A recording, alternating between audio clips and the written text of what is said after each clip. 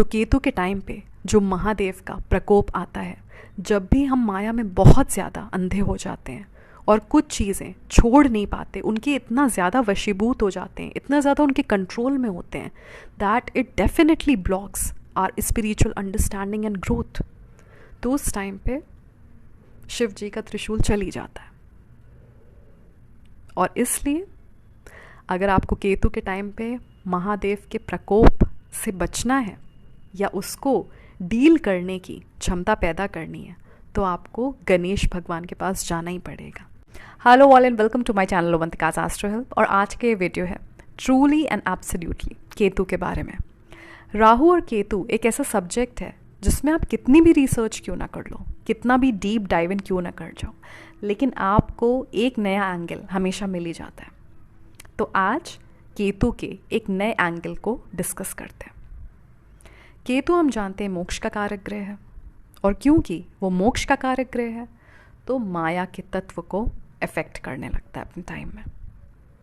अब माया के तत्व को, हमारे माया के फाउंडेशन को केतु इस तरह से शेक कर सकता है कि हम स्पिरिचुअली अपलिफ्ट होने लगते हैं, हमारी स्पिरिचुअल ग्रोथ स्टार्ट होने लगती है। Not for all, only for those who are ready to understand, who are ready to bear the wrath of Ketu and who can understand that why this is happening to me. ऐसा क्यों हो रहा है? यहाँ पे मेरा मोह एकदम से ख़त्म हो गया। अभी तक तो मेरी बहुत डिपेंडेंसी थी इस सिचुएशन पे, इस पर्सन पे, मेरी बड़ी एक्सपेक्टेशन थी, बहुत ग्रेट अटैचमेंट था, एकदम से क्यों ख़त्म हो गया? तो जब कोई चीज़ एकदम से होती है और आप उतना रेडी नहीं होते हो, हालांकि केतु आपको दस्तक देने लगता है अपनी दशा से पहले ही। आप लोग कमेंट सेक्शन में इस चीज़ को शेयर कर सकते हैं कि केतु के आने के पहले ही आपको ये साइंस मिलने स्टार्ट हो गए थे कि कहीं ना कहीं ये पर्टिकुलर चीज़, ये पर्टिकुलर लाइफ का हिस्सा इफ़ेक्ट होने जा रहा है या हो सकता है। आपका उस पर्टिकुलर चीज़ में जो एक बेस था, फाउंडेशन था, वो इफ़ेक्ट होने वाला था, इसका पता आपको थोड़े टाइम पहले से लगने लगता है। तो केतु अपने स्वभाव में बहुत इंटेंस है और स्पीड बहुत है केतु में। कोई भी चीज़ हुई एकदम से हो गई, सडन चेंजेस आ गए, सडन प्रॉब्लम्स, तो मन एकदम से इनसिक्योर हो जाता है। डिस्ट्रक्शन मन को पसंद नहीं है, मन को प्रिजर्वेशन पसंद है। तो जब ये दो वर्ड्स आते हैं, प्रिजर्वेशन एंड डिस्ट्रक्शन, तो प्रिजर्वेशन से याद आते हैं नारायण, विष्णु भगवान, for he is the preserver. और डिस्ट्रक्शन से याद आते हैं शिव भगवान, Mahadev, Shiva, the destroyer. He destroys for various reasons, for various meaningful reasons, which we are definitely going to talk about in the other video sometime. But here we are talking about Ketu. So let's discuss from that angle. Ketu मोक्ष का कारक ग्रह है, इसलिए माया के element को destroy करता है, इल्यूजन को डिस्ट्रॉय करता है, इल्यूजन का पर्दा गिरा देता है। और जब ये पर्दा गिरता है और उसके बाद आप जो रियलिटी देखते हो वो काफ़ी फ्राइटनिंग होती है, वो बहुत सारे लोगों को डरा देती है, बिकॉज़ उनके जो बेसिक रूट्स हैं उनको ऐसा लगता है वो डिस्टर्ब हो गए हैं, उनके रूट्स वीक हो गए हैं, वो अब उतने ज़्यादा ग्राउंड पे स्ट्रॉन्ग नहीं है।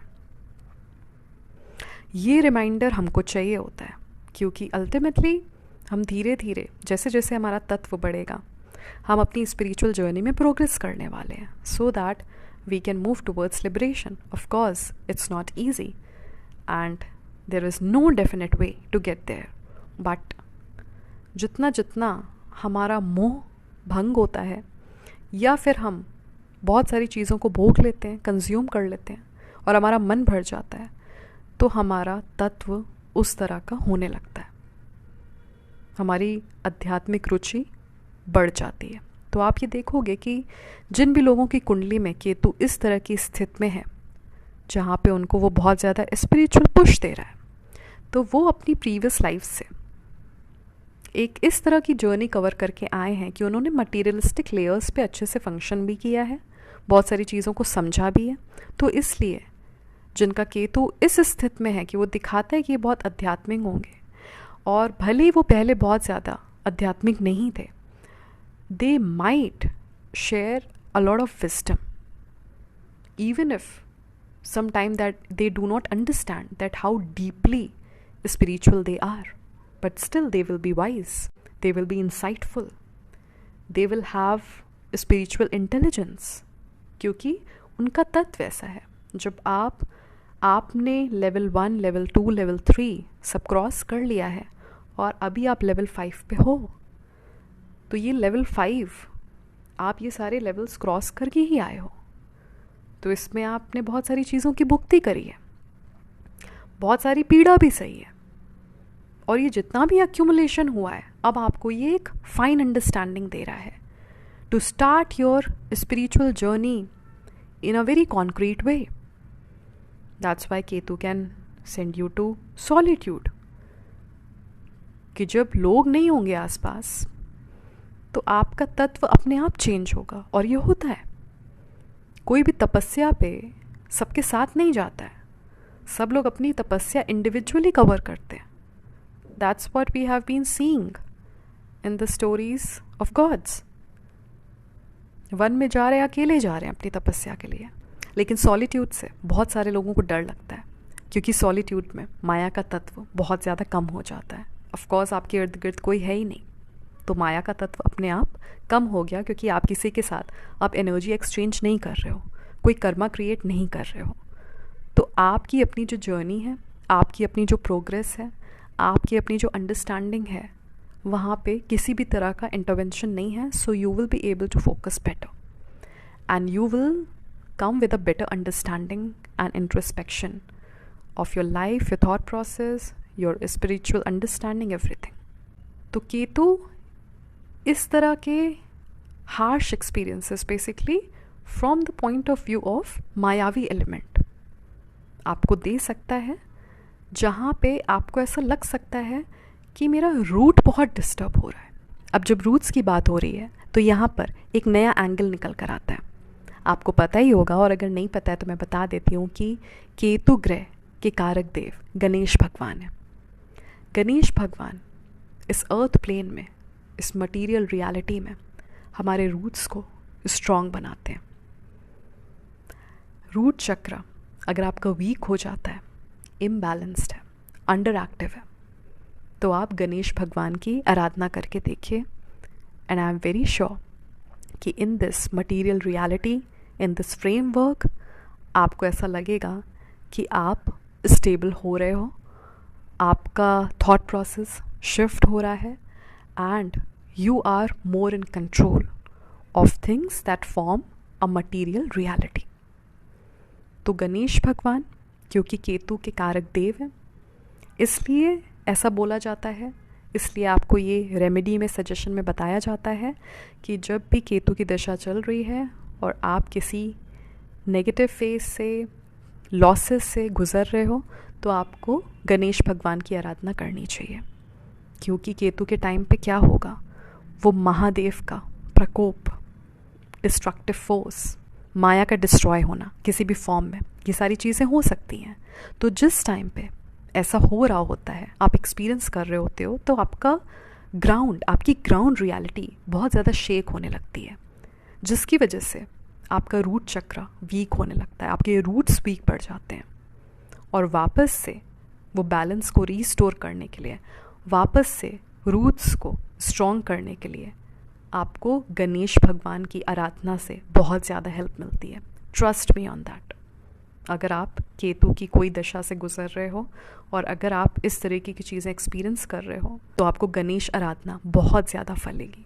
जो वो कहानी है जहाँ पे शिव भगवान ने विनायक का सर धड़ से अलग कर दिया था, और जो नया सर उनको प्राप्त हुआ था वो एक हाथी का था, वो बेसिकली हेड ऑफ विजडम था, क्योंकि वो सर जो उनको प्राप्त हुआ वो ऑलरेडी एक बहुत बड़े शिव भक्त का था। आप इसको डिटेल में कभी पढ़िएगा, हो सकता है आप लोगों को पता भी हो। तो head of wisdom during the times of Ketu. This is very important because who is the ultimate wisdom? Shiv भगवान. उन्होंने इस सर को, जिसमें विजडम नहीं था, जिसमें कुछ देख पाने की समझ नहीं थी, कि उनको ये नहीं पता, समझ में नहीं आ रहा है कि उनके सामने महादेव हैं या वो कुछ ऐसी चीज़ें कर रहे थे जो कि महादेव के पर्सपेक्टिव में, एक अल्टीमेट सुप्रीम के पर्सपेक्टिव में सही नहीं थी. तो एक लेसन के तौर पे उन्होंने उस सर को हटाया और दूसरा सर लाए जिसमें बहुत ज़्यादा फाइन ट्यून्ड विजडम था और बैलेंस था. उसके बाद श्री गणेश भगवान, पहले वो विनायक थे, तो उसके बाद श्री गणेश भगवान शिव की फिलॉसफी से, उनकी अंडरस्टैंडिंग से, हर चीज़ से एकदम अलाइंड थे. And they had worked beautifully together. तो केतु के टाइम पे जो महादेव का प्रकोप आता है, जब भी हम माया में बहुत ज़्यादा अंधे हो जाते हैं और कुछ चीज़ें छोड़ नहीं पाते, उनके इतना ज़्यादा वशीभूत हो जाते हैं, इतना ज़्यादा उनके कंट्रोल में होते हैं, that it definitely blocks our spiritual understanding and growth. तो उस टाइम पे शिव जी का त्रिशूल चल ही जाता है. और इसलिए अगर आपको केतु के टाइम पे महादेव के प्रकोप से बचना है या उसको डील करने की क्षमता पैदा करनी है, तो आपको गणेश भगवान के पास जाना ही पड़ेगा. आपको गणेश भगवान की हेल्प लगेगी ही लगेगी. तो इसलिए आपको गणेश आराधना करनी पड़ेगी, जिससे आप उस विजडम से ट्यून्ड इन हो जाओ. And then whatever you have lost, you are not looking back.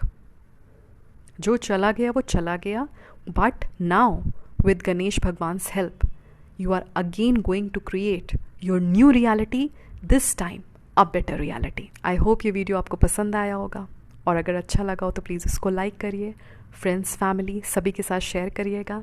और अगर आप मुझसे कंसल्टेशन लेना चाहते हैं ऑफलाइन या फिर ऑनलाइन, तो इस वीडियो के डिस्क्रिप्शन में आपको मेरे कॉन्टैक्ट डिटेल्स मिल जाएंगे. आप वहाँ पे मुझसे कॉन्टैक्ट कर सकते हैं. I'll see you very soon in the next video. Please take good care of yourself.